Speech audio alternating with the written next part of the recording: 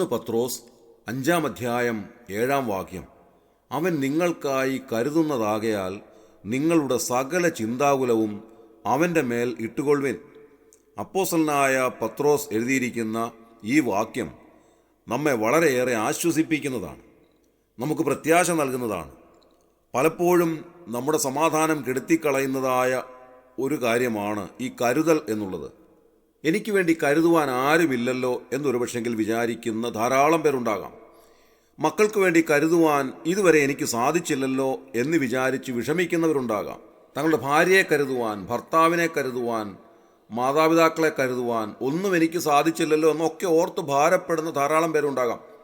വാസ്തവത്തിൽ ഈ കരുതൽ എന്ന് പറയുന്നതായ ആ ഒരു വിഷയം വളരെയധികം ആഴമേറിയ അർത്ഥങ്ങളുള്ളതായ ഒരു വാക്കാണ് എന്നുള്ളതിൽ യാതൊരു സംശയമില്ല.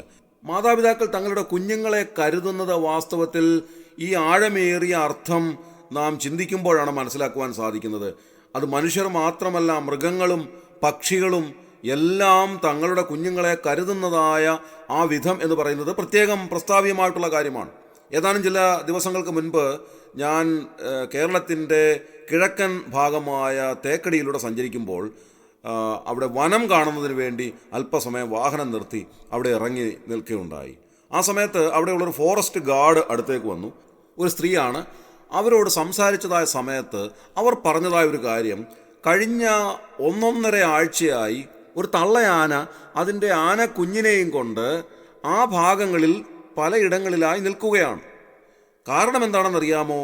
ഈ ആനക്കുഞ്ഞിനെയും കൊണ്ട് വനത്തിലേക്ക് കയറിയാൽ ഒരുപക്ഷെ കടുവ പിടിക്കും, അല്ലെങ്കിൽ കരടി അതിനെ കൊന്നുകളയും. അതുകൊണ്ട് ഈ തള്ളയാനയ്ക്ക് മനസ്സിലായി, ഈ ആളുകളൊക്കെ വരുന്നതായ ഭാഗത്ത്, മനുഷ്യരൊക്കെ ധാരാളം വരുന്നതായ ഇടങ്ങളിൽ നിൽക്കുകയാണെങ്കിൽ അവിടേക്ക് കടുവായോ കരടിയോ ഒന്നും വരാറില്ല. അങ്ങനെ ഈ കുഞ്ഞിനെ രക്ഷപ്പെടുത്തുവാനായിട്ട് സാധിക്കും. ഏതാനും ചില ദിവസങ്ങൾ കഴിയുമ്പോൾ ഈ കുഞ്ഞിന് ആരോഗ്യമുണ്ടാകും, അതിനെ നേരെ നിൽക്കുവാനായിട്ട് സാധിക്കും. അതിനെ ഈ കടുവായോ അല്ലെങ്കിൽ കരടിയോ ഒന്നും ആക്രമിക്കാത്ത ഒരു ആരോഗ്യസ്ഥിതിയിലേക്ക് അത് വളർന്നു വരും. പിന്നീട് അതിനെ നോക്കിയില്ലെങ്കിലും അത് രക്ഷപ്പെട്ടുകൊള്ളും. അതുകൊണ്ട് ഈ കുട്ടി ആനയെ രക്ഷിക്കുന്നതിന് വേണ്ടി ഈ തള്ളയാന എന്താണ് ചെയ്യുന്നത്? ആ ഭാഗങ്ങളിൽ കൂടെ പലയിടങ്ങളിലായി അത് മാറി മാറി ഈ കുഞ്ഞിനെയും കൊണ്ട് നിൽക്കുകയാണ്. കഴിഞ്ഞ 1.5 ആഴ്ചയായി അത് ആ ഭാഗത്ത് തന്നെ നിലയുറപ്പിച്ചിരിക്കുന്നു. ആരെയും ശല്യപ്പെടുത്തുന്നില്ല, ആരോടും പരാതിയും പരിഭവവും ഒന്നുമില്ലാതെ ഈ ആനക്കുഞ്ഞിനെയും കൊണ്ട് അത് ആ ഭാഗങ്ങളിൽ ഇങ്ങനെ സ്വതന്ത്രമായി നടക്കുകയാണ്. നോക്കണം, അതിൻ്റെ കുഞ്ഞിനെ കരുതുന്നതിന് വേണ്ടി ആ മൃഗം സ്വീകരിച്ചിരിക്കുന്നതായ ഒരു മാർഗം എത്ര വിശേഷതയേറിയതാണ്. ഇതേപോലെ തന്നെയാണ് പക്ഷികളുടെ കാര്യം നോക്കിയാലും. പക്ഷികൾ അവരുടെ കുഞ്ഞുങ്ങളെ പരിപാലിക്കുന്നതിന് വേണ്ടി എത്ര ശ്രമകരമായ കാര്യമാണ് ചെയ്യുന്നത്. അതിൻ്റെ കൂടുകൾ ഉണ്ടാക്കുന്നത്, ആ കൂടുണ്ടാക്കി അതിൽ മുട്ടയിടുന്നത്, അതിനെ വിരിച്ചിറക്കുന്നത്, അതിന് വിരിച്ചിറക്കി കഴിയുമ്പോൾ അതിന് ഭക്ഷണം കൊണ്ട് കൊടുക്കുന്നത്, അങ്ങനെ എന്തെല്ലാം കാര്യങ്ങൾ തങ്ങളുടെ കുഞ്ഞുങ്ങൾക്ക് വേണ്ടി ആ പക്ഷികൾ ചെയ്യുന്നു. എത്ര കൃത്യതയോടെ അതിനെ പരിപാലിക്കുന്നു, എങ്ങനെയെല്ലാം അതിനെ കരുതുന്നു. ഇത് വളരെയധികം ചിന്തനീയമായ ഒരു കാര്യമാണ്. പ്രിയമുള്ളവരെ, ഈ കരുതലുമായി ബന്ധപ്പെട്ടാണ് പലപ്പോഴും നമ്മുടെ ചിന്താകുലങ്ങൾ ഉണ്ടാകുന്നത്, നമ്മുടെ സമാധാനം നഷ്ടപ്പെടുന്നത്. ഞാൻ ആരംഭത്തിൽ ഓർപ്പിച്ചതുപോലെ പലപ്പോഴും നമ്മുടെ ചിന്താകുലങ്ങളുടെ കാരണം എന്താണ്? എന്നെ ആര് കരുതും? എന്നെ ആരാണ് സഹായിക്കുവാനുള്ളത്? എൻ്റെ കുഞ്ഞുങ്ങളെ കരുതുവാൻ എനിക്ക് സാധിക്കുന്നില്ലല്ലോ. ഞാൻ ആഗ്രഹിച്ചതുപോലെയുള്ള കരുതൽ എനിക്ക് ലഭിക്കുന്നില്ലല്ലോ. ഞാൻ ആഗ്രഹിച്ചതുപോലെ എൻ്റെ കുടുംബത്തെ കരുതുവാൻ എനിക്ക് കഴിയുന്നില്ലല്ലോ. എൻ്റെ കരങ്ങൾ ശൂന്യമാണല്ലോ. എൻ്റെ ആരോഗ്യം നഷ്ടപ്പെട്ടല്ലോ. ഇനി ഞാൻ എന്ത് ചെയ്യും? ഇങ്ങനെയൊക്കെ ഉള്ളതായ ചിന്താകുലങ്ങൾ നമ്മുടെ മനസ്സിലേക്ക് വരുന്നു. അത് നമ്മുടെ സമാധാനം കെടുത്തിക്കളയുന്നു. ഇനി ചിലരെ സംബന്ധിച്ച് നോക്കുമ്പോൾ അവർ ധാരാളം വസ്തുവകയും പണവും സമ്പാദിച്ച് തലമുറകൾക്ക് സന്തോഷമായി ജീവിക്കുന്നതിനുള്ള എല്ലാ കാര്യങ്ങളും ഒരുക്കി വെച്ചിരിക്കുകയാണ്. അങ്ങനെ തലമുറകൾക്ക് വേണ്ടി ഒരുപാട് കരുതി വെച്ചിരിക്കുന്ന ആളുകളുണ്ട്. പക്ഷേ ദൈവവചനം ഒരു കാര്യം വ്യക്തമായി പറയുകയാണ്, മനുഷ്യരൊക്കെയും വ്യർത്ഥമായി പരിശ്രമിക്കുന്നു, അവർ ധനം സമ്പാദിക്കുന്നു, ആർ അനുഭവിക്കും എന്നറിയുന്നില്ല. അതുകൊണ്ട് തലമുറകൾക്ക് വേണ്ടി കരുതി വച്ചിരിക്കുന്നതൊക്കെ തലമുറകൾ തന്നെ അനുഭവിക്കുമോ എന്നുള്ളതിൽ യാതൊരു നിശ്ചയവുമില്ല എന്ന് ദൈവവചനം നമ്മെ ഓർമ്മിപ്പിക്കുകയാണ്. എന്നാൽ വാസ്തവത്തിലുള്ള കരുതൽ എന്താണ്? അതാത് സമയങ്ങളിൽ ദൈവം നമ്മെ കരുതുന്നതാണ് യഥാർത്ഥമായ കരുതൽ എന്നുള്ളത് തിരുവെഴുത്ത് നമ്മെ ഓർമ്മിപ്പിക്കുന്നു. ഉൽപ്പത്തി പുസ്തകത്തിൽ ആദമിൻ്റെ ചരിത്രം മുതൽ നാം വായിക്കുമ്പോൾ അതാണ് കാണാൻ സാധിക്കുന്നത്. ദൈവം നമ്മെ കരുതുന്നതായ ഓരോരോ വിധങ്ങളും അതിൻ്റെ മൈക്രോ ലെവലിൽ നമുക്ക് കാണുവാൻ സാധിക്കും. അബ്രഹാമിൻ്റെ ചരിത്രം നോക്കുക. അബ്രഹാം തൻ്റെ മകനായ ഇസഹാക്കിനെ ദൈവനിയോഗപ്രകാരം മോരിയാദേശത്ത് യാഗം നടത്തുന്നതിന് വേണ്ടി കൊണ്ടുപോകുമ്പോൾ ഈ യാഗവസ്തുവായ മകൻ അബ്രഹാമിനോട് ചോദിക്കുകയാണ്, അപ്പാ, തീയും വിറകുമുണ്ട്, ഹോമയാഗത്തിനുള്ള ആട്ടിൻകുട്ടി എവിടെ? ന്യായമായ ഒരു ചോദ്യമാണ്. അതിന് അബ്രഹാമിൻ്റെ മറുപടി എന്താണ്? യഹോവ തനിക്ക് ഹോമയാഗത്തിന് ഒരാട്ടിൻകുട്ടിയെ നോക്കിക്കൊള്ളും മകനെ.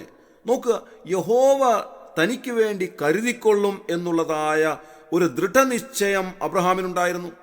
അബ്രഹാം ദൈവത്തെ ഭയപ്പെട്ടു, അബ്രഹാം ദൈവത്തെ അനുസരിച്ചു. ദൈവത്തിൻ്റെ വാക്കുകളിൽ പൂർണ്ണമായും അനുസരിച്ചതുകൊണ്ട് താൻ വിശ്വസിക്കുകയാണ്, യഹോവ തനിക്ക് വേണ്ടി കരുതിക്കൊള്ളും. യഹോവയായ ദൈവം നമുക്ക് വേണ്ടി കരുതുന്നവനാണ് എന്നുള്ള ഒരു നിശ്ചയം നമുക്കുണ്ടാകണം.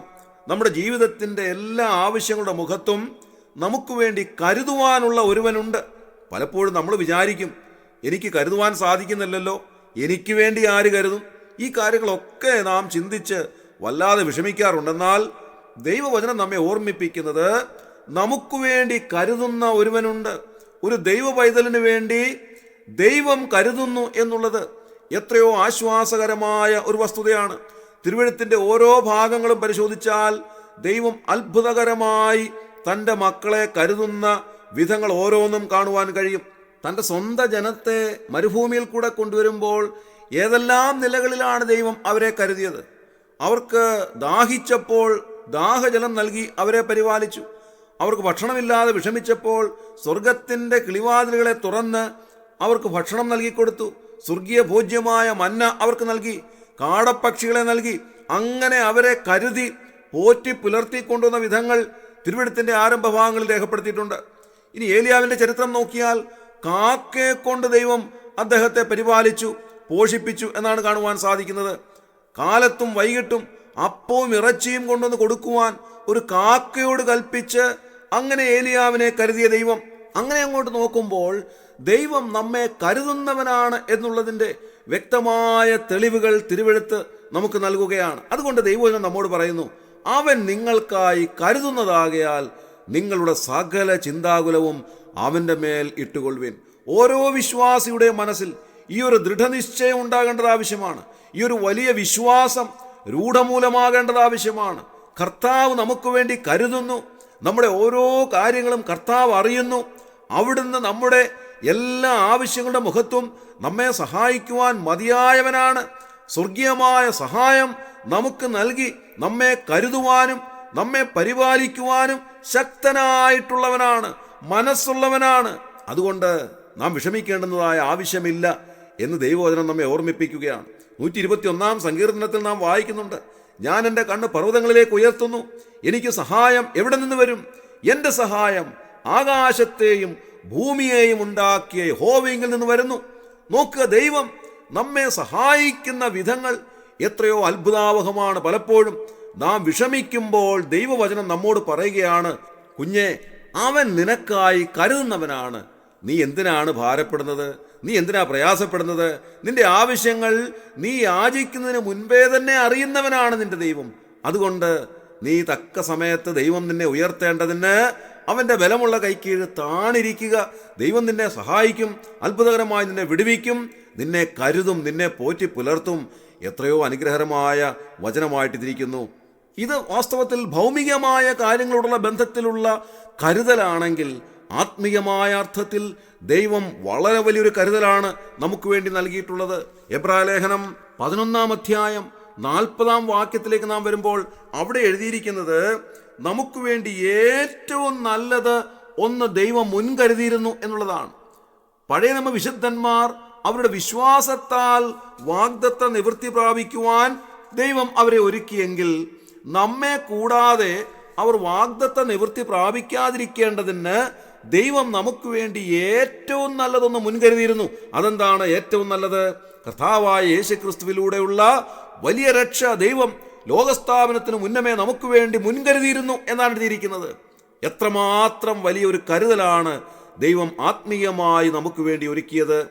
ഭൗമികമായി നമ്മെ കരുതുന്നു എന്നുള്ളതിനേക്കാൾ ഉപരിയായി നമ്മുടെ ആത്മാവിന് വേണ്ടി ദൈവം ഏറ്റവും നല്ലത് മുൻകരുതിയിരുന്നു. അത്രമാത്രം വലിയ കരുതലാണ് ഈ ദൈവം നമുക്ക് നൽകുന്നത്. നാം രാവിലെ കേട്ടതായ ആ പാട്ടും അതുതന്നെയാണ് നമ്മെ ഓർമ്മിപ്പിക്കുന്നത്. ആ പാട്ടിൻ്റെ ആദ്യത്തെ 4 വരി പാടി ഈ ധ്യാന ചിന്തകൾ അവസാനിപ്പിക്കുവാൻ ഞാൻ ആഗ്രഹിക്കുകയാണ്. എനിക്കായി കരുതാമെന്നുരച്ചവനെ, എനിക്കൊട്ടും ഭയമില്ല നനച്ചിടുമ്പോൾ. എനിക്കായി കരുതുവാനിഹത്തിലില്ലേ ഒന്നും, ചുമത്തുന്നൻ ഭാരമെല്ലാം നിന്റെ ചുമലിൽ. എനിക്കായി കരുതുവാനിഹത്തിലില്ലേ ഒന്നും, ചുമത്തുന്നൻ ഭാരമെല്ലാം നിന്റെ ചുമലിൽ. നമ്മൾ കണ്ണുകളെ അടയ്ക്കാം, പ്രാർത്ഥിക്കാം. ക്രിസ്തുയേശുവിലൂടെ അതിവാത്സല്യമായി ഞങ്ങളെ സ്നേഹിക്കുന്ന സ്വർഗീയ പിതാവാം നല്ല ദൈവമേ, ഇന്ന് രാവിലെ സമയത്തിനായി ഞങ്ങൾ നന്ദിയോടെ സ്തോത്രം ചെയ്യുന്നു. ഞങ്ങൾക്ക് വേണ്ടി കരുതുന്ന ഒരു സ്വർഗീയ പിതാവ് ഞങ്ങൾക്കുള്ളതിനായി ഞങ്ങൾ നന്ദിയോടെ സ്തുതിക്കുന്നു. പലപ്പോഴും കർത്താവേ, ഞങ്ങൾ ആഗ്രഹിക്കുന്നത് പോലെ ഞങ്ങളുടെ കുടുംബത്തെ കരുതുവാനോ കുഞ്ഞുങ്ങളെ കരുതുവാനോ ഞങ്ങളുടെ പ്രിയമുള്ളവരെ കരുതുവാനോ ഒന്നും ഞങ്ങൾക്ക് സാധിക്കുന്നില്ല എന്നുള്ളതായ ചിന്ത ഞങ്ങളെ പലപ്പോഴും അലട്ടാറുണ്ടല്ലോ. ഞങ്ങൾ ആഗ്രഹിക്കുന്നതായ കരുതൽ ഞങ്ങൾക്ക് പലരിൽ നിന്നും ലഭിക്കുന്നില്ല എന്നുള്ളതായ ചിന്ത ഞങ്ങളെ വല്ലാതെ പലപ്പോഴും അലട്ടാറുണ്ടല്ലോ കർത്താവേ. എന്നാൽ അവിടുന്ന് ഞങ്ങളെ കരുതുന്ന ദൈവമാണ് എന്നുള്ളത് ഇന്ന് രാവിലെ ചിന്തിപ്പാൻ ഞങ്ങളെ സഹായിച്ചതിനായി സ്തോത്രം ചെയ്യുന്നു. അവിടുന്ന് ഞങ്ങളെ കരുതുന്ന ദൈവമാണെന്നുള്ള വലിയ ചിന്ത ഞങ്ങളുടെ ഹൃദയങ്ങളെ ഭരിക്കുവാൻ അവിടുന്ന് ഞങ്ങളെ സഹായിക്കണമേ കർത്താവേ. ഞങ്ങളുടെ സകല ചിന്താകുലങ്ങളും അവിടുത്തെ മേലിട്ടുകൊണ്ട് ജീവിപ്പാൻ ഞങ്ങളെ ഇടയാക്കണമെന്ന് പ്രാർത്ഥിക്കുന്നു. പലപ്പോഴും കർത്താവ് ഈ കരുതലുമായി ബന്ധപ്പെട്ടുള്ള ചിന്താകുലങ്ങൾ ഞങ്ങളെ വല്ലാതെ ഭാരപ്പെടുത്തുന്നതാണ്. എന്നാൽ അത് മുഴുവനും അവിടുത്തെ മേലിട്ടുകൊണ്ട് സ്വതന്ത്രരായി സന്തോഷത്തോടെ ജീവിപ്പാൻ വലിയവനായ ദൈവം ഞങ്ങൾക്ക് വേണ്ടി കരുതുന്നു എന്നുള്ളത് ഞങ്ങളുടെ ഹൃദയത്തിൻ്റെ ആഴത്തിൽ മനസ്സിലാക്കുവാനും വിശ്വസിപ്പാനും ഞങ്ങളെ ഇടയാക്കണമെന്ന് പ്രാർത്ഥിക്കുന്നു. ഇന്നത്തെ ദിവസം കർത്താവെ, ഞങ്ങളെ കരുതുവാൻ അവിടുന്ന് ഞങ്ങളോട് കൂടെ ഉള്ളതിനായി ഞങ്ങൾ നന്ദിയോടെ സ്തോത്രം ചെയ്യുന്നു. ഞങ്ങളുടെ ആവശ്യങ്ങളെല്ലാം അവിടുത്തെ മുൻപാകെ ഞങ്ങൾ സമർപ്പിക്കുന്നു. അവിടുന്ന് ഞങ്ങളെ കരുതിയാട്ടെ, ഞങ്ങളെ സഹായിച്ചാട്ടെ, അനുഗ്രഹിച്ചാട്ടെ. ഈ ശുശ്രൂഷയിൽ സംബന്ധിച്ച എല്ലാവരെയും അവിടുന്ന് അനുഗ്രഹിക്കണമേ, അവിടുന്ന് അവരെ കരുതണമേ കർത്താവേ. അവിടുന്ന് അങ്ങനെ ചെയ്തിരിക്കിയാൽ ഞങ്ങൾ നന്ദിയോടെ സ്തോത്രം ചെയ്യുന്നു. ഞങ്ങളുടെ പ്രാർത്ഥന കേട്ടതിനായി സ്തോത്രം. ഞങ്ങളുടെ കർത്താവിൻ്റെ രക്ഷിതാവുമായ യേശു ക്രിസ്തുവിൻ്റെ ധന്യമായ നാമത്തിൽ തന്നെ ആമേൻ.